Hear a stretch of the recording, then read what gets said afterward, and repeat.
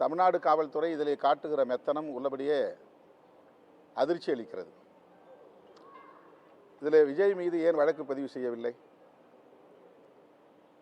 Bussy Anand மீது வழக்கு பதிவு செய்வதற்கு என்ன முகாந்திரம் இருக்கிறதோ அந்த முகாந்திரம் விஜய்க்கு இல்லையா?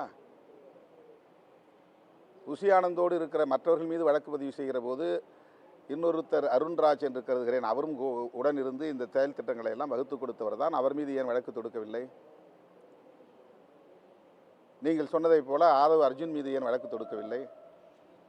தமிழ்நாடு அரசு அச்சப்படுகிறதா? தமிழ்நாடு காவல்துறை அச்சப்படுகிறதா? அல்லது வலுத்தவர்கள் மீது வழக்கு போடுவதில்லை, இளைத்தவர்கள் மீது தான் வழக்கு போடுவது என்கிற நடைமுறையை கையாளுகிறதா? காவல்துறையின் இந்த அணுகுமுறை ஏற்புடையதல்ல. எதற்காக அச்சப்படுகிறார்கள்? யாருக்காக அச்சப்படுகிறார்கள்?